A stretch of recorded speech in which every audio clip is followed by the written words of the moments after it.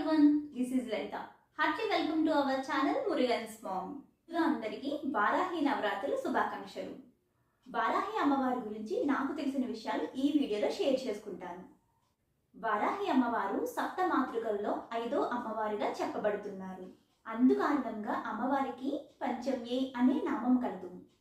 వారాహి దేవత వారణాసిలో భూగృహంలో మనకి దర్శనమిస్తారు. చీకటి పడగానే అమ్మవారు కాశీ క్షేత్రానికి రక్షకురాలై నగర సంచారం చేస్తారని ప్రతీతి. వారణాసిలో అమ్మవారు ఉగ్రరూపంలో దర్శనమిస్తారు. ఎవరిని లోపలికి అనుమతించారండి.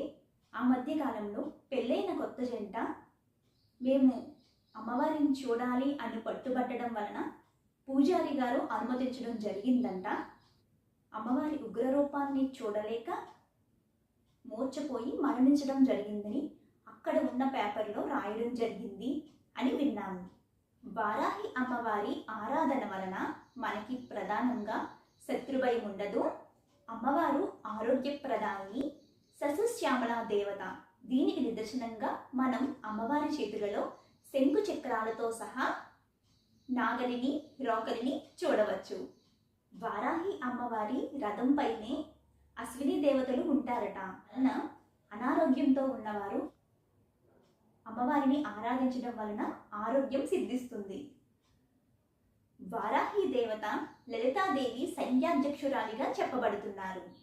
వారాహిదేవి కవచం పారాయణం చేయడం వలన కష్టతరమైన పనులు త్వరితంగా పూర్తవుతాయి. అమ్మవారు నవరాత్రులలో మనకి ఒక్కొక్క రోజున ఒక్కొక్క రూపంలో దర్శనమిస్తారు. ఉగ్రవారాహి, శ్వేతవారాహి, ధూమ్రవారాహి, స్వప్నవారాహి, ఇలా అనేక రూపాలలో అమ్మవారిని మనం దర్శించవచ్చు. వారాహి అమ్మవారు నవరాత్రులు చేసేవారు కొన్ని నియమాలను పాటించాల్సి ఉంటుంది. అవేమిటో ఇప్పుడు చూద్దాం. అబద్ధాలు చెప్పకూడదు, మాంసాహారం తినకూడదు, మద్యం సేవించకూడదు, ఎదుటివారితో తగాదాలు పనికిరావు, ఎదుటివారిని నిందించకూడదు, బ్రహ్మచర్యం పాటించాలి. శుద్ధ సత్వగుణంతో మనం అమ్మవారిని పూజించవలసి ఉంటుంది. ఎవరికైతే మనం ధర్మబద్ధంగా డబ్బిచ్చి తిరిగి వాళ్ళు ఇవ్వడం లేదు అని అనుకుంటున్నారో వాళ్ళు ఖచ్చితంగా ఈ నవరాత్రులు చేయండి. అమ్మవారి దయతో మీ డబ్బు వెనక్కి తిరిగి వస్తుంది. అమ్మవారి ఉపాసన వలన ఎంతో మంది జీవితాలు స్థిరపడ్డాయి. ఉపాసన అంటే ఏదో మార్నింగ్ లేచాము, అమ్మవారికి పూజ చేశాము ఇలా కాదండి. చాలా నిష్టగా చేయాల్సి ఉంటుంది. అమ్మవారు ఉన్నారు అనే భావనతో, చూస్తున్నారు, మన ఇంట్లోనే ఉన్నారు అనే భావనతో మీరు చేయవలసి ఉంటుంది. ఎవరైతే నిష్ఠగా చేస్తారో వాళ్ళని అమ్మవారు అసలు వదిలిపెట్టరండి. మనకి ప్రత్యక్ష నిదర్శనం మన పవన్ కళ్యాణ్ గారు. ఎన్నికలకు ముందు పవన్ కళ్యాణ్ గారు వారాహి దీక్ష తీసుకున్నారు. మనందరికీ తెలిసిన విషయమే. ఆయన వాహనానికి కూడా వారాహి అనే నామకరణం పెట్టారు.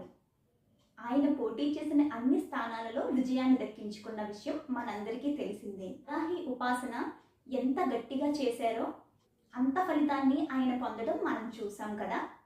డిప్యూటీ సీఎం పదవిని ఆయన పొందిన తర్వాత కూడా వారాహి దీక్షను కొనసాగించడం మనం చూస్తున్నాం. తిరిగి దీక్ష చేపడుతున్నారు అంటేనే మనకి అర్థమవుతుంది కదా వారాహి మాతను పవన్ కళ్యాణ్ గారు ఎంతగా నమ్ముతున్నారు అని. అర్థమవుతుంది కదా. ఉపాసన అమ్మవారిపై నమ్మకంతో చేస్తే మనల్ని ఏ స్థాయిలో నిలబడుతుందో. ఈ అమ్మవారి ఆరాధన వలన మనకి శత్రుభయం ఉండదు. రావాల్సిన ధనం చేతుకందుతుంది. పాడి పంటలు సస్యశ్యామలంగా ఉంటాయి. అన్నిటికీ మించి ఆరోగ్యం బాగుపడుతుంది.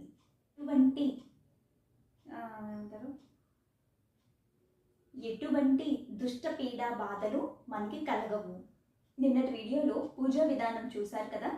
భయభ్రాంతులు, మూఢనమ్మకాలతో కాకుండా అమ్మవారిని భక్తి శ్రద్ధలతో మనస్ఫూర్తిగా పూజిద్దాం. అమ్మ అనుగ్రహానికి పాత్రలమవుదాం. వీడియో నచ్చినట్లయితే please like, share, comment and subscribe. Thank you for watching.